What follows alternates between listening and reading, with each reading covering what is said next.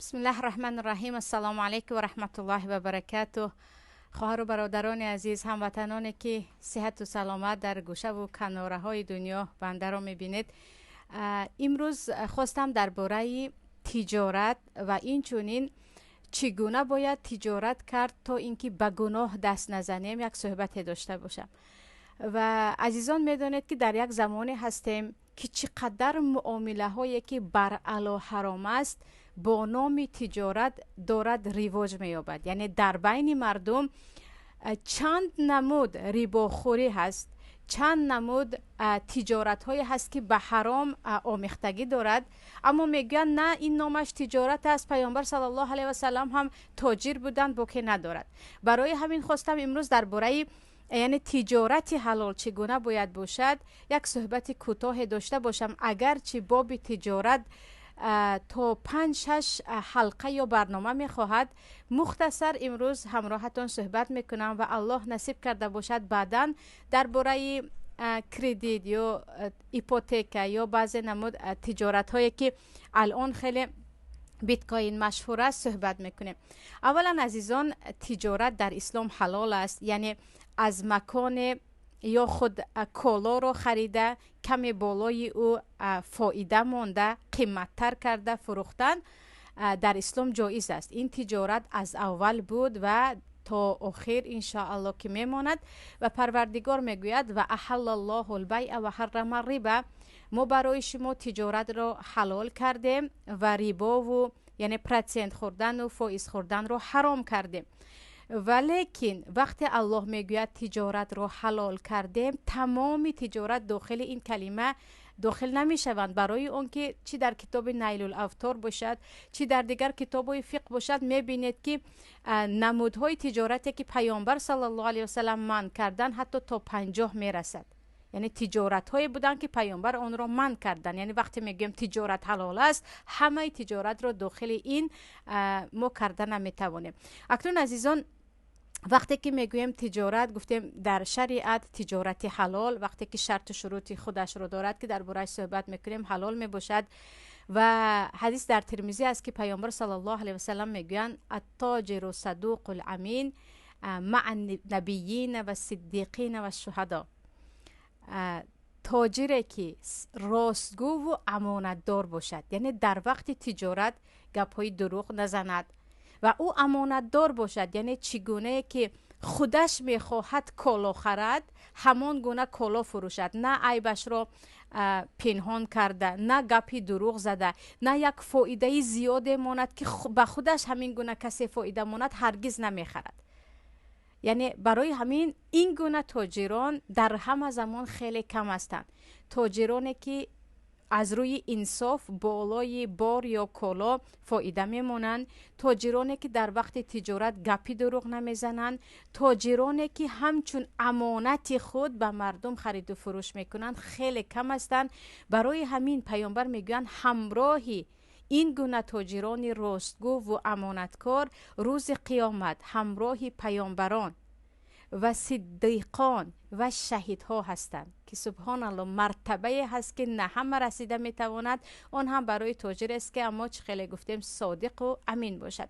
و این چونین در ما حدیث دیگر هست، آن هم در ترمذی که پیامبر باره به داخل تاجران میشوند و میگویند ای معشر تجار، یعنی ای اهل تجارت. وقتی تاجران میگویند یعنی سر بالا میکنند که پیامبر چی میگویند، پیامبر میگویند تاجران روز قیامت فاجر از قبر بیدار میشوند. یعنی فاجر گناهگار و دیگر شرمنده و ذلیل، الا مگر تاجری که اتق الله، از الله در خرید و فروش ترسید. یعنی در وقت تجارت، وقت بار میفروشد یا خرید میکند، از الله میترسد و به خیانت دست نمیزند. برای همین عزیزان کسب تجارت از جهت خیلی یعنی یک کسبی هست که برکت در آن است، اما از جهت خیلی خطرناک است. آن هم تاجرانی که در وقت تجارت گپ‌های دروغ میزنند و چه خیلی گفتیم خیانتکار هستند. اکنون بیاید برگردیم به تجارت و شرط‌های اساسی آن. اساساً در وقت تجارت خریدار و فروشنده باید از اهل داد و گرفت باشند. یعنی کودک نباشد و از عقل بیگانه نباشد. تجارت کردن با کافر جایز است، فقط با چیزهای حلال باشد. یعنی با کافر هر چی خواهی نمیفروشی که درباره صحبت میکنیم. پیامبر صلی الله علیه و سلم پیش از مرگ خود از یهودی خوراک گرفته بودند، شعیر گرفته بودند یا گفتیم جو گرفته بودند و پولش رو بعداً میدیم گفته بودند که این نمود معامله پیامبر برای ما دلیل واضح هست که با کافران تجارت کرده می شود. یعنی با انسان کافر می شود تجارت کرد، اما دو نفر باید انسان‌های به بلاغت رسیده باشند و اهل عقل باشند. یعنی کودک نمیتواند تاجر باشد، مگر اینکه بعضی چیزهای کوچکی که میدونیم پولش خیلی کم است، اگر کودک باشد که یعنی پول رو میداند و یکم خرید و فروش رو میفهمد، او میتواند فروشد. اما چیزهای کلان رو در نزد تمام علما اگر کودک فروشد وای تجارت حساب نیست، وای تجارت ویران می شود و یگان نفری بزرگ باید آن را فروشد. یعنی در وقت تجارت مهمترین چیز دو طرف باید اهل تجارت باشند، انسان‌های با عقل و بزرگ باشند. چیز دیگر ریزوگی دو طرف حتمی است. پیامبر صلی الله علیه و سلم میگن انما البیع عن تراضی، تجارت از روی روزگی هست و اینچنین الله میگه الا ان تکون تجارتا عن تراض منکم، مال همدیگر رو از روی ناحقی نخورید مگر تجارت که هر دو راضی باشد. یعنی من به تو فروختم و یا من از تو خریدم اما من به این با راضی نیستم، در همان مجلس یعنی از کسی چیزی رو خریدید و هنوز جدا نشده، تفریقه نشده، گفتید نه من راضی نیستم، به من معقول نشد یا عیب دارد، اما اون نفر گفت نه عیبش باشد هم میگیری، من دیگر کار ندارم، یعنی در همان لحظه این تجارت درست نیست. چون که اینجا ما مخیر میگن یا اینکه اختیار کردن داریم. یعنی فروشنده و خریدار مادامی که با هم در وقت داد و گرفت هستند، در همان لحظه هر دو میتوانند بگوین که نه من از گپم گشتم، مادامی که از هم جدا نشدن. اما وقتی کالا یا بار را گرفت و خریدار رفت، اینها از هم جدا شدن، دیگر تجارت را ویران کرده نمی شود، مگر اینکه چیزی که خریدی عیبش هست. یعنی در شریعت چیزی که خریدی و عیبش بود و برگردوندی و او گفت عیبش باشد هم من نمیگیرم، من دیگر نمیگیرم، من پولم رو گرفتم تو بارد رو گرفتی، عیبش به من رابطه ندارد، این تجارت حرام است. چون که خیاری عیب داره ما که مسئله اتفاقی است. کسی چیزی رو خرید و خطا شد، ببخشید چیزی که نمیخواست همون بوده است و اینجا یا عیبش بوده است که خود فروشنده اینجا گناهگار است، هرگز نمیتواند بگوید که نه من دیگر هرگز بر نمیگردم. یعنی تو بعضی میگن تو 3 روز حق داری چیزی عیب داره رو برگردانی، بعضی علما میگن نه شاید بعد از 1 ماه تو میبینی که چیزی که خریدی خیلی ویران و ولنگار است میتوانی برگردانی. که همین نمود تاجرها هستن، میگن بار رو گرفتید دیگر در دست شما هست، چی شد چی نشد به من رابطه ندارد، در حالی که به خانه اومده میبینی که یک عیب کلان دارد، گپی دروغ زده است.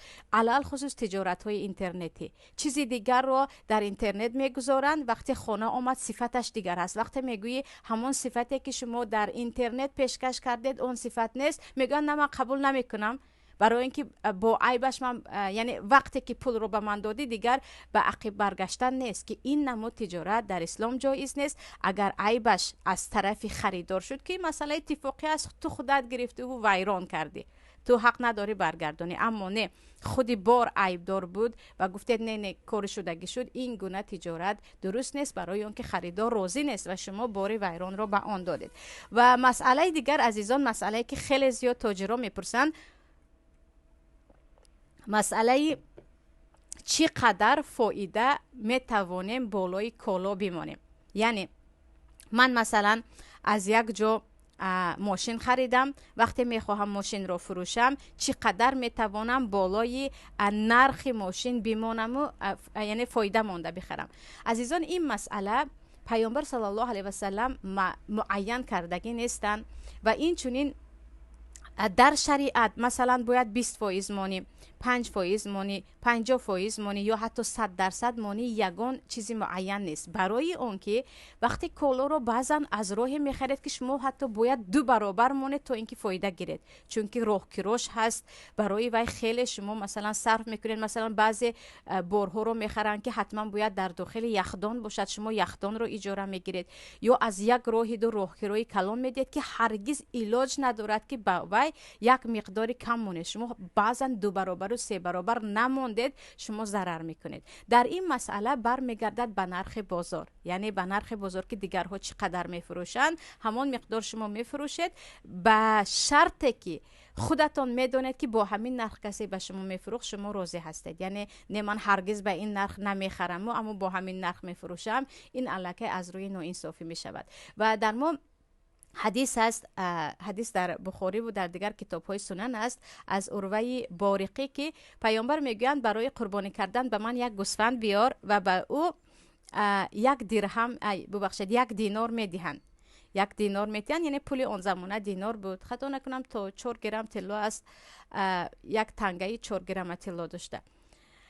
یک تنگه میدهند، دینار میدهند، میگویند به همین برای من یک گوسفند بیار. عروه میروند و با اون پول 2 گوسفند میخرند و یک تاش رو با 1 دینار میفروشند. به نزد پیامبر آمده میگویند من این هم پولتون انا این گوسفندتون. وقتی پیامبر میپرسند من به تو پول دادم که گوسفند بیار، تو هم پول آوردی هم گوسفند؟ عروه میگویند همین گونه کردم. پیامبر میگویند پروردگار در این تجارتت معاملات برکت دهد. از همین حدیث گرفته میگن پیامبر نگفتن که چرا تو یعنی 1 برابر بالایش نرخ مونده، یعنی به نیم دینار خریده و 1 دینار فروخته نگفتند، بلکه به او دعای برکت کردند. برای همین بعضا می شود که فروشنده با کمترین پول فقط میخواد از کالا خلاص شود به شما میفروشد. شما میدونید که نرخ این در بازار بالاتر است، در بازار بالا میفروشید، کسی ناانصافی نمیگه چون که نرخ بازار است، اینجا گناهکار نمیشوید. برای همین آیا 25% مونم، آیا 5% مونم. البته در بعضی حالت ها مثلا دولت اسلامی باشد، حاکم یا خلیفه یا گفتیم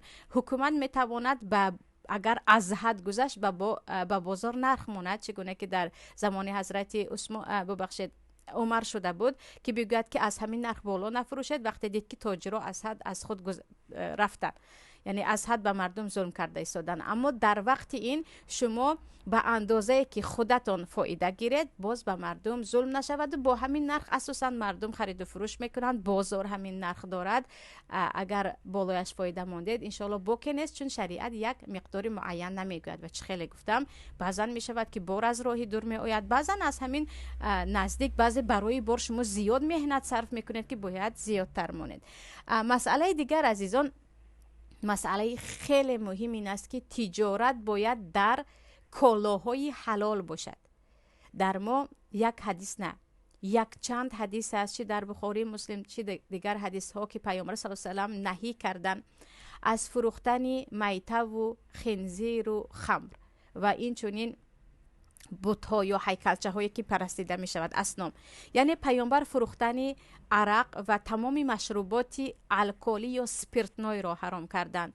پیامبر فروختن گوشت حیوان های خودمرده را، پیامبر خوک را حرام کردن فروختنش را و این چنین بت‌هایی که شما میفروشید و مردم میروند و پرستشش میکنند. از اینجا میبراید که عزیزان هر چیزی که در اسلام حرام است فروختنش هم حرام است. و عجبه که بعضی میگن در مذهب ابو حنیفه رحمت الله علیه فروختن به کافران جایز است. عزیزان نکم از 20 کتاب مرجع ابو حنیفه رو شخصا خودم من کاف کردم، از کتاب اصل شروع کرده تا سیر صغیر تا مبسوط تا نهایه تا دیگر کتاب ها تا اختیار، میبینید که در یگان جا قطعیاً در مذهب ابو حنیفه رحمت الله علیه فروختن عرق یا فروختن خوک به کفار حلال است گفته باشند. یعنی همین گپ را در یگان کتاب ابو حنیفه یافته نمی شود. بعضی کتاب ها در آنجا بدایت المبتدی بود خطا نکنم، در آنجا گفته شده است که بعض علمای مذهب حنفی اجازه میدهند که تو اگر در کشور کافرها زندگی کنی برای آنها که حلال است به آنها فروشی، بعضیشون یعنی خیلی مقداری کم. وگرنه خودی شاگرد ابو حنیفه، خودی امام ابو یوسف و یا اینکه امام محمد وقتی میبینید به کتاب هایی که خودشون از قول امام ابو حنیفه نوشتن میگن که ما قطعاً میکنیم فروختن حرام را به کفار، برای اینکه این چیز در مسلمان ها حرام است فروختنش هم حرام است. برای همین خود را بیهوده این فتوا است اون فتوا است نگوییم. اون چیزی که در شریعت حرام است فروختنش حرام است، چه عرق باشد، چه سیگار باشد، چه ناس باشد، چه اسباب های موسیقی باشد، چه لباس هایی که مخصوص زنهای بیروحه میپوشند، مخصوص به کوچه آنها میپوشند. چی مثلا انگشتر طلا برای مردها باشد، یعنی چیزی که برای مردها حرام است، یا برای مردها پوشیدن لباس شالک حرام است، لباس های شالکی برای مردها باشد. یعنی هر چیزی که در شریعت حرام است، مسئله اتفاقی است که فروختنش هم حرام است، حتی به کافران باشد. و این چنین پیامبر صلی الله علیه و سلم حدیث در بیهقی است، میگن در وقت فتنه، وقتی میدونی که مسلمان ها بالای هم سلاح میبردارند، سلاح فروختن حرام است. و این چنین وقتی میدونی که انگوری باغ رو فروشی به کسی که او از آن عرق می سازد یا گفته مشروبات الکلی می سازد، حرام است. یعنی شما میدونید که به فلانی یک چیز رو میفروشید، مثلا خانه رو میفروشید، 100% میدونید که او خانه رو به قمارخانه تبدیل میدهد. شما میدونید که به فلانی مثلا تلفنتون رو میفروشید و انسان در فقط کارش با تلفن ویدیوهای فحش گرفتن است. شما به یک نفر مثلا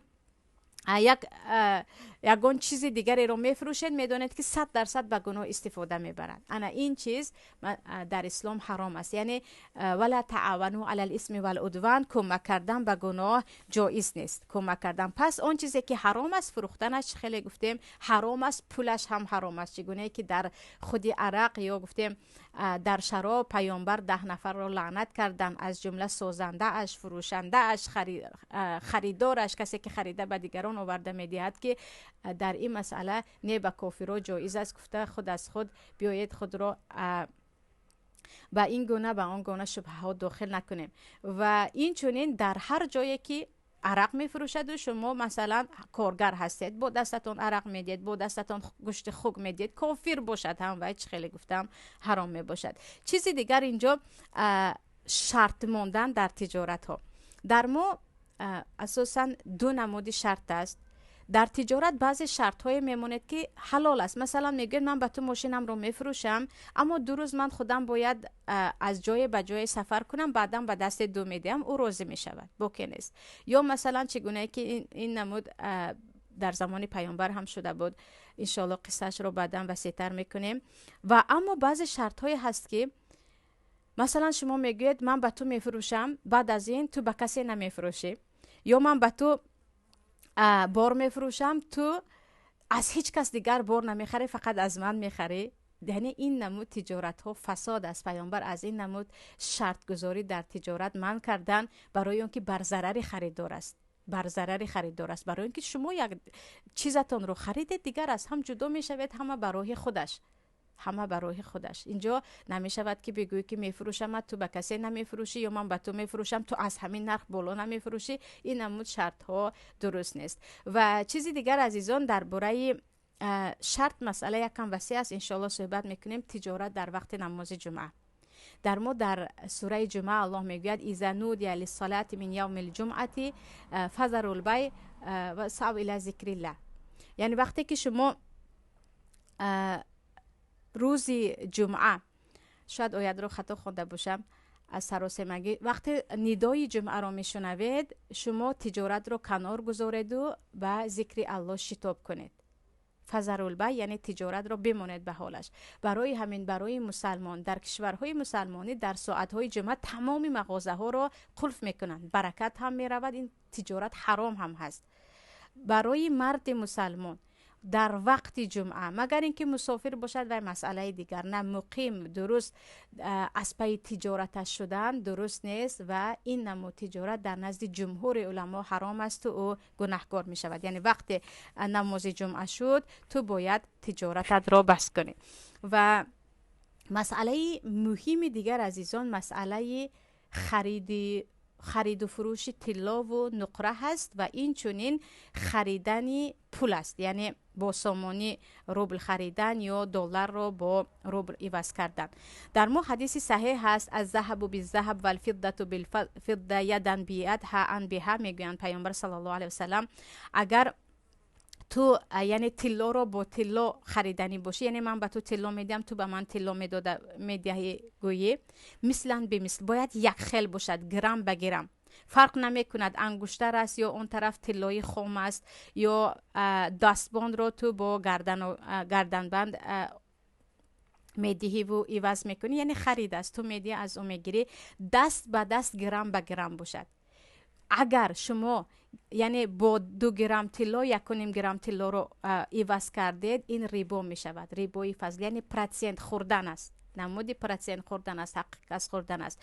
نقره رو با نقره هم یک خل به یک خل تقسیم کنید. اما اگر شما با پول عادی طلا خریدید یا با پول عادی نقره خریدید یا نقره رو دادید و طلا گرفتید، پیامبر صلی الله علیه و سلم میگن می توانید یعنی مفاضله کنید، یعنی با پول زیادتر طلای کمتر خرید، با نقره زیاد طلای کم خرید. میدونیم نرخش فرق است، اما اذا کان یدن بیاد، اگر دست به دست باشد، یعنی با من طلا رو ده، من پولش رو فردا میدیم، بعد از 1 ماه میدیم، بعد از 1 سال میدیم، با اتفاق تمام علما این حرام است، باطل است. این گونه تجارت ریبا حساب می شود، چون که نرخ ها فرق میکنند و پیامبر در حدیث گفتن اینجوری به من نقره ده، من بعد از چند وقت به تو چی میدهم؟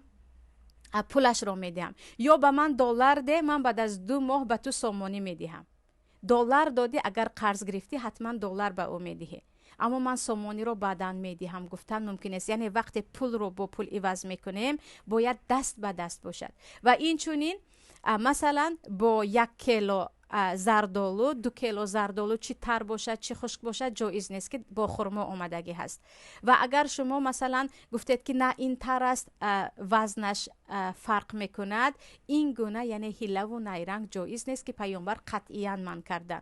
کیلو به کیلو باید یک خیل باشد، وگرنه این رو میفروشید و با پولش میخرید. یعنی چیزهای یک خیله رو با 1 دانه تربوز 2 دانه تربوز عوض کردن نمیشود، ریبا حساب می شود. با 1 کیلو سیبی خوب 2 کیلو سیبی بد رو عوض کردن نمی شود. با 1 کیلو ارد سیاه 2 کیلو ارد سفید رو عوض کردن نمی شود. یعنی چیزهایی که یک خیلی هستند آنها رو یک کش رو زیادتر کردن هم پیامبر ریبا میگویند. این ریبا میگویند. اما با پول می شود، یعنی پول رو داده چقدر خواهید ارد میگیرید یا بعدم پولش رو میدید، باکی ندارد.